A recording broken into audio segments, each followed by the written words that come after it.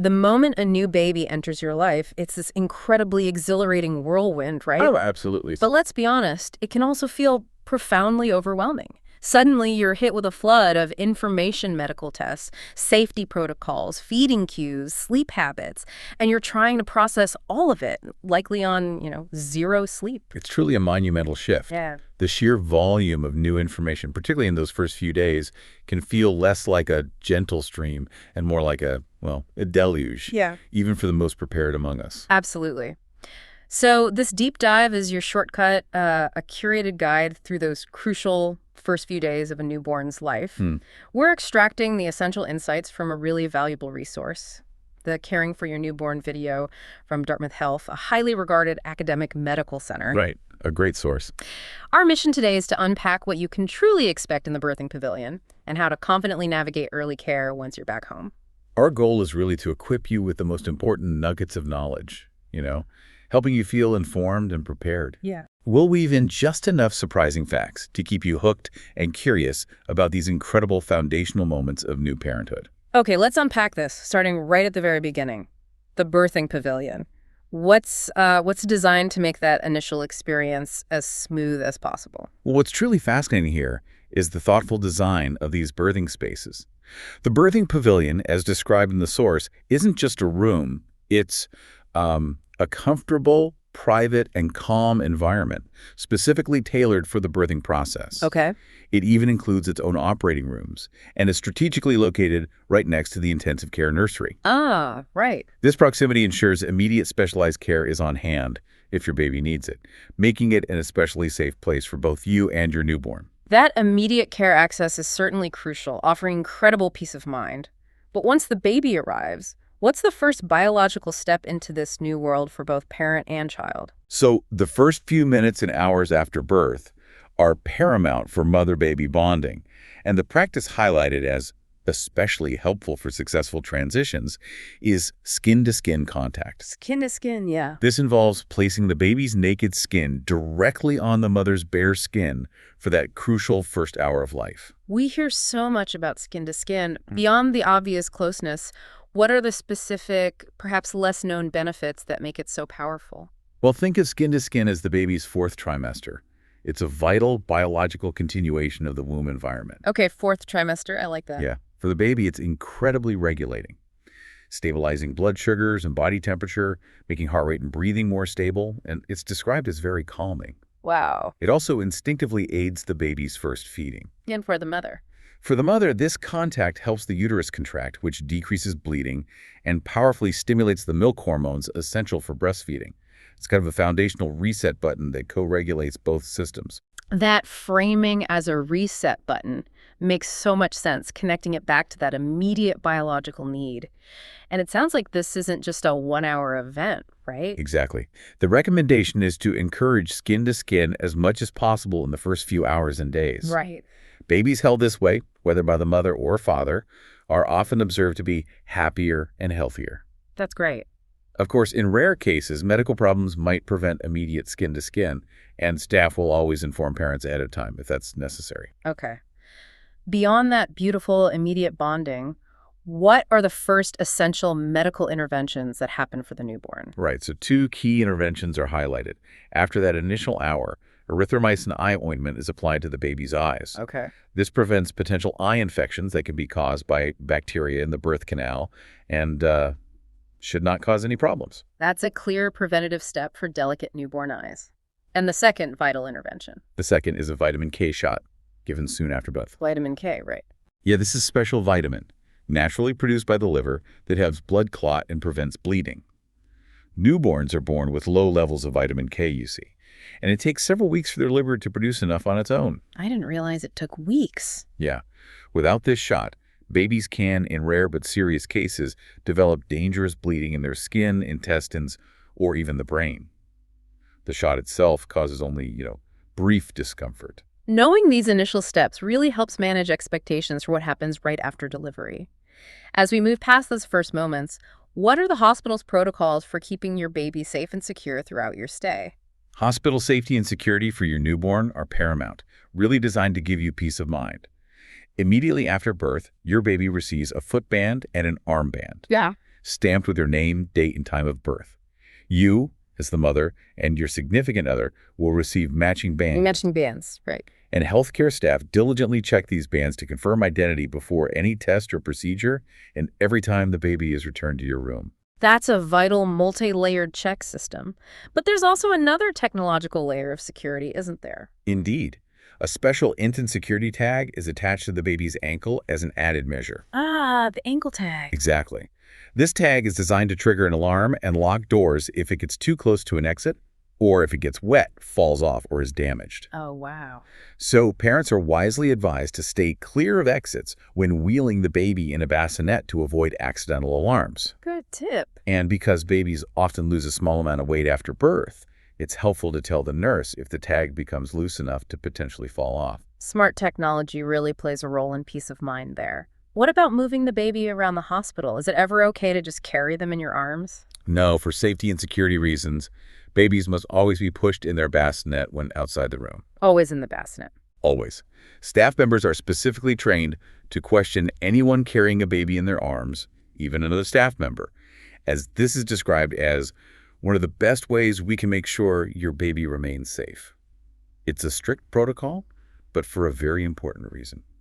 Makes sense. So with security firmly in place, the hospital then shifts its focus to ensuring your baby's health from the inside out.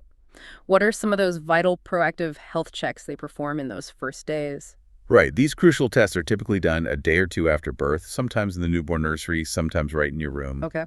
And yes, you are always welcome to come along to the nursery and offer comfort with your voice and touch. What's often the first major health screening every baby receives? One of the most important is the newborn metabolic screen, often called the PKU test. The PKU test, yeah. This involves taking just a few drops of blood from the baby's foot. Its purpose is to identify problems with hormone production, such as hypothyroidism, or issues with breaking down food, or utilizing nutrition, like PKU and galactosemia. That sounds incredibly important. Why is it done so early, especially if problems might not even be apparent yet? That's precisely why it's so vital. Without this screening, these problems might not show up until the baby is already very sick, or, sadly, has developed irreversible developmental delays. Oh, okay. If the screen is positive, further testing is done. And if a problem is confirmed, special medicine or diet can be prescribed to prevent the baby from getting sick. And the results? You'll typically get the results by the 2-week well-child visit, but doctors will contact you much sooner if there's any concern. Got it. Another common newborn condition that gets screened for is jaundice. What exactly is that, and why does it happen? Jaundice is a very common newborn condition where the baby's skin takes on a yellowish hue due to bilirubin buildup. Bilirubin? Yeah, bilirubin is a yellow chemical formed when a baby's red blood cells naturally break down after birth. Newborns' livers are still quite immature, and they don't pass much stool initially, which means bilirubin can accumulate in their blood and skin. And how do they test for that, especially if us most babies get a little bit of it? Well, while most babies experience some jaundice, some need help processing it. So a bilirubin blood test is performed, often conveniently at the same time as the newborn metabolic screen to minimize the number of pokes for the baby. Oh, that's smart. Yeah. If the baby appears particularly yellow for their age, they might be tested even earlier. That brings up a great point. Those little pokes can be uncomfortable for a newborn. Are there specific ways to help manage the baby's discomfort during these tests? Absolutely. The staff are trained to give the baby a very small amount of sugar water to suck on, which is surprisingly effective at helping to lower pain. Sugar water. Interesting. And breastfeeding your baby or holding them skin to skin just before and during these tests can also significantly help to limit discomfort and provide soothing. It's thoughtful that they consider the baby's comfort during these necessary procedures. What about hearing? Hearing loss screening is also performed. While most newborns hear perfectly well, about 1 to 3 out of every 1,000 babies do have true hearing loss. Okay, 1 to 3 per 1,000. Yeah. The screening is done with a special machine while the baby is resting or sleeping. It's both easy and painless. Good. Sometimes a baby might not pass the first time due to background noise or movement, so it will be repeated. If they don't pass a second time, audiology will schedule further, more in-depth testing. We've covered a lot of these essential tests, from metabolic screens to hearing.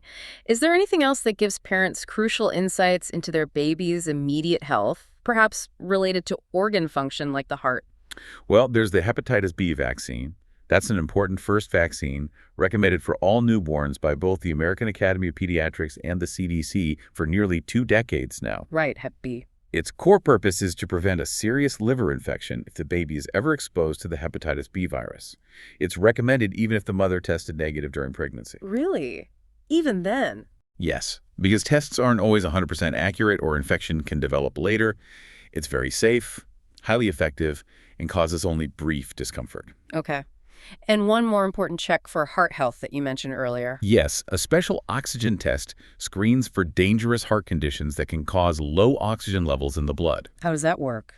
This test is painless and typically done right in your room. If low oxygen is detected, additional testing is performed. And then? Should a heart condition still be suspected, an echocardiogram, which is essentially an ultrasound of the heart, is performed to examine the heart's structure in detail.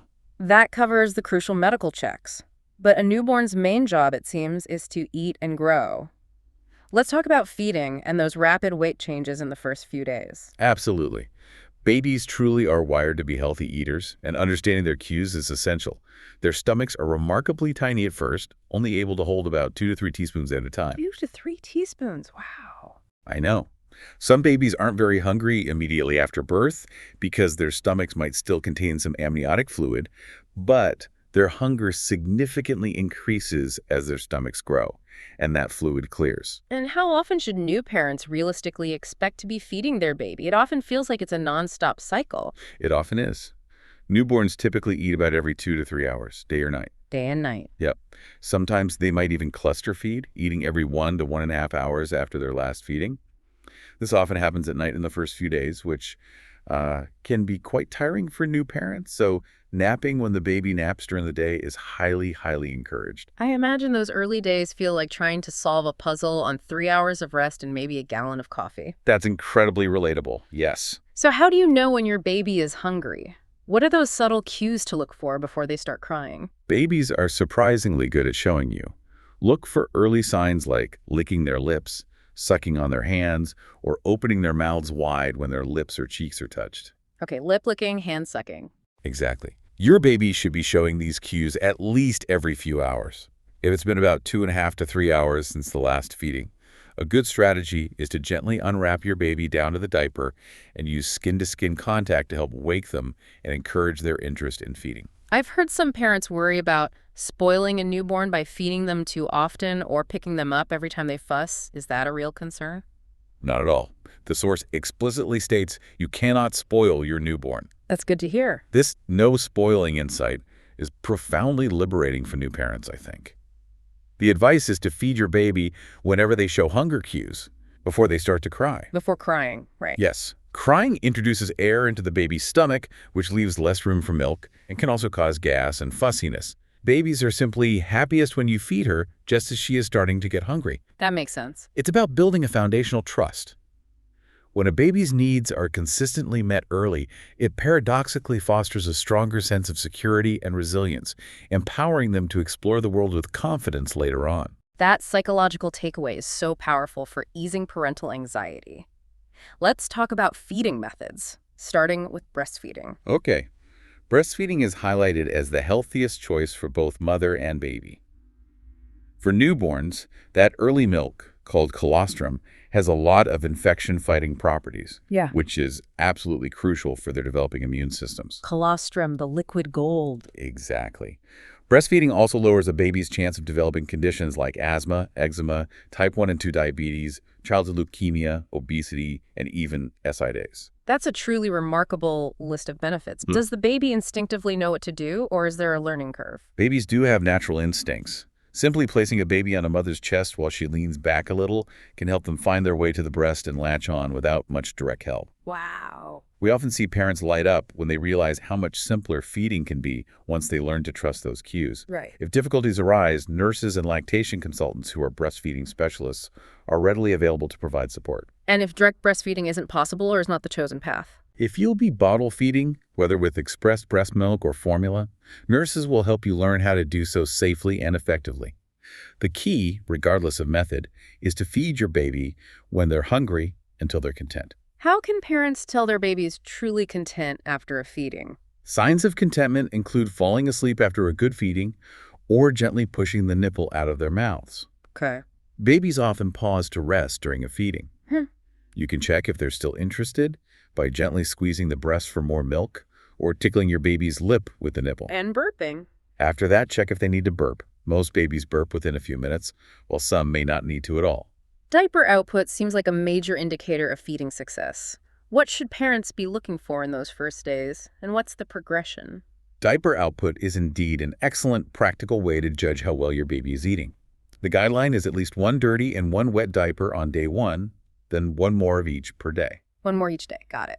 So on day 2, there should be at least 2 wet, 2 dirty diapers, and so on. This levels off to about 6 to 8 wet and dirty diapers per day when your baby's about 1 week old. 6 to 8 a day. Yeah, it's certainly a good idea to buy lots of diapers now. And those first few poops are unique, right? A bit of a surprise for new parents, I'd imagine. They are. The first poops are called meconium. They're very dark, tarry, and sticky, usually passed in the first 2 days. Dark and tarry, okay. After that, the stools gradually change from less sticky to green, then brown, and finally yellow. When you see these changes, it's a very positive sign that your baby is feeding very well. Speaking of feeding well, how does that relate to a newborn's weight? I know there's often an initial weight loss. That's true, and it's completely normal. Most babies lose about 8% of their birth weight in the first few days. About 8%. Yeah. This happens naturally because they're losing extra body fluid through urination and passing the meconium. Some babies might lose slightly more than 8% if their mothers had a lot of intravenous fluid during labor or if labor was particularly long. Oh, okay. Hospital staff will vigilantly monitor your baby's weight loss to ensure it's not too much. And when do they typically start gaining that weight back? Babies typically stop losing weight by day 4 Yeah. and then consistently start gaining about ½ an ounce a day. ½ an ounce a day. Yeah. They usually return to their birth weight by 2 weeks old, and some even sooner. Frequent feeding at the first hunger cues and at least every 3 hours is key to preventing excessive weight loss and encouraging that appropriate healthy weight gain. Those early days are truly a blur of feeding and diaper changes, which means sleep is scarce for parents. Let's shift our focus to sleep safety and parental well-being, because rest for everyone is crucial for navigating this new phase. It absolutely is. One of the biggest transitions for a new baby is learning to be away from their mother. While in the womb, the baby was held all the time, so it's completely natural for them to want constant closeness after birth. Right. A mother's touch intrinsically makes the baby feel safe and secure. That deep, natural need for proximity is profound. It's incredible to think how much babies are learning just by being held. It reminds you how truly foundational that human connection is right from the start. But safety has to come first, especially when it comes to sleep.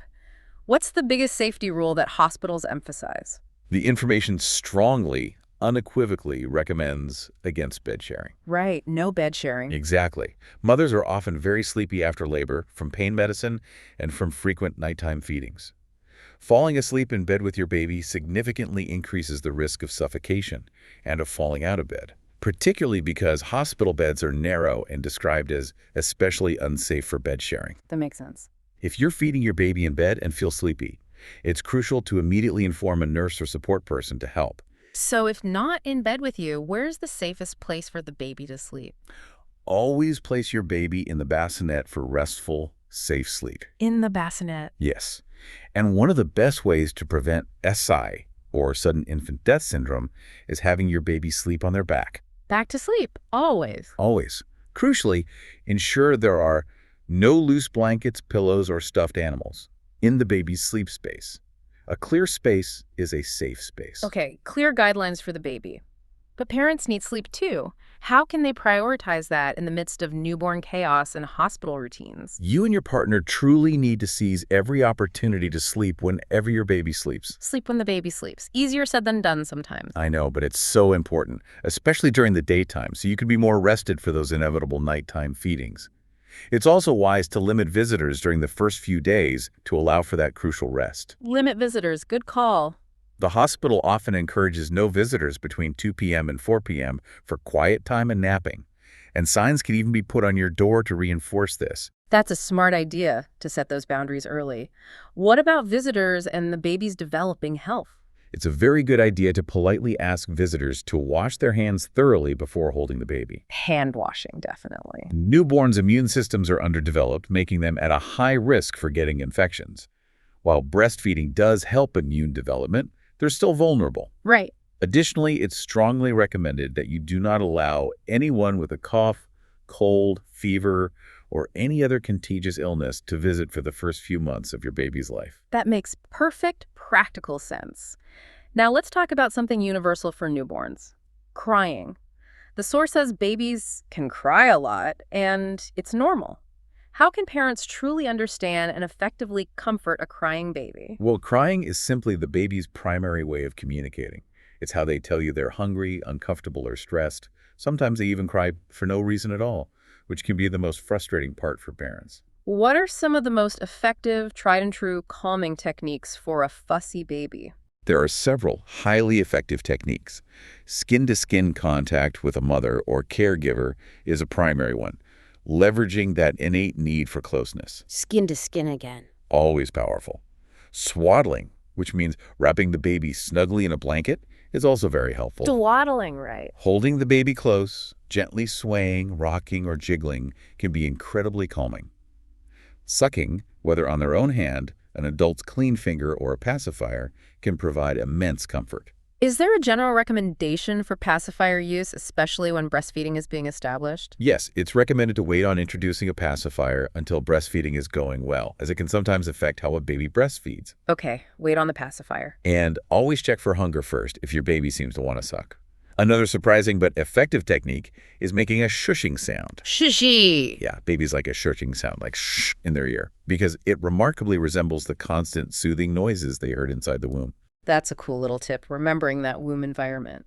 But what if you've tried everything and the baby just won't stop crying and you're feeling completely overwhelmed and frustrated? This is a critical point that every parent should internalize. If you have a very fussy baby, especially one that's hard to calm, it's important to have friends or relatives nearby who can step in and help. Ask for help. Absolutely.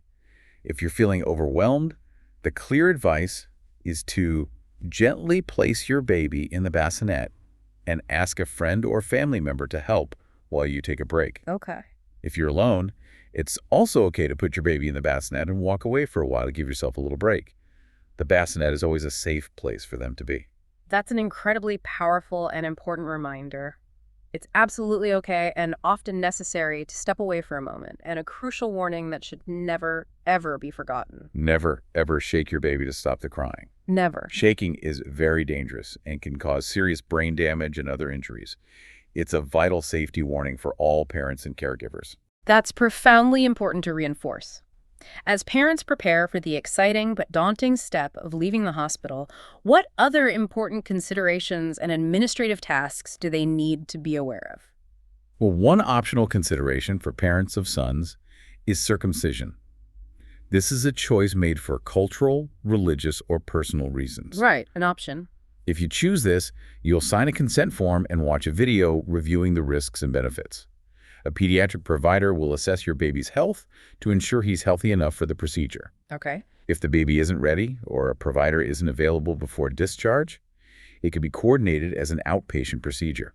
It's also important to note that it's not medically necessary, so you should check your insurance policy as it may not cover the cost. Good point about insurance. Beyond medical procedures, what paperwork or appointments are typically set up before parents go home? A secretary will help you complete the birth certificate form. While your baby's name is optional for completion, parents' social security numbers and places of birth are required. Hospital staff will also proactively help you set up your baby's first medical appointments with their primary care provider, or PCP. The first checkup. Exactly. If you haven't chosen one, they can assist you in picking. Having a specific PCP name is crucial for the appointments and for ensuring the newborn metabolic screening card results go to the correct provider. Ah, right, for the results. Especially important if there are any problems on this early screening. And what about ongoing support once you're back home and perhaps feeling a bit isolated?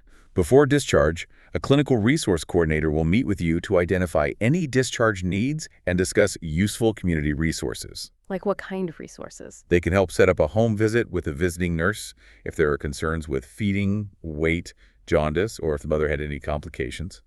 They can also assist in obtaining a rental breast pump or getting a referral to a Good Beginnings volunteer if such a program is available in your area. That sounds really helpful. So much to think about before that final exit. And what's the non-negotiable for leaving the hospital, the absolute last check? The car seat. By law and for your baby's safety, your baby must ride in an approved car seat at all times. Must have the car seat ready. Yes. A nurse will inspect your car seat and show you how to ensure the baby fits well and how to use it properly. Okay. The safest placement for your baby's car seat is in the back middle seat facing to the rear for his first year of life. Back, middle, rear facing. Got it. And if your baby was born before 37 weeks gestation, a special safety test will also be performed to ensure their breathing and heart rate remain healthy while in the car seat. That's incredibly thorough, leaving no stone unturned for safety. Any final resources or guidance as parents head out the door into their new life at home? Your baby's nurse and doctor will provide comprehensive discharge teaching, discussing best care practices, and any medical issues as you prepare to go home. Okay. You'll also receive a Going Home with Your Newborn booklet, which they highly encourage new parents to read through during their hospital stay. A booklet. Good. The most important takeaway truly is to always direct any questions or concerns to your nurse, the resource coordinator, or your baby's pediatric provider. You are never alone in this journey. What an incredible deep dive we've taken into the first few days of a newborn's life. From the crucial power of skin-to-skin touch to vital screenings, understanding feeding cues, and setting up for truly safe sleep at home, it's a monumental amount of information, but so profoundly essential. We've really distilled what matters most to help you feel prepared and empowered. Our goal was to give you a clear, comprehensive understanding of this crucial period to help you feel confident and ready for this new chapter. The journey of welcoming a new baby is truly profound, filled with both immense joy and, well, a steep but rewarding learning curve. So what does this all mean for you as you embrace this new adventure? How does preparing yourself with these factual insights from medical care to daily routines empower you to not only navigate the practicalities, but also to truly understand and bond with your unique new baby, trusting your instincts as you learn and grow together in this beautiful, ever-evolving process of parenthood?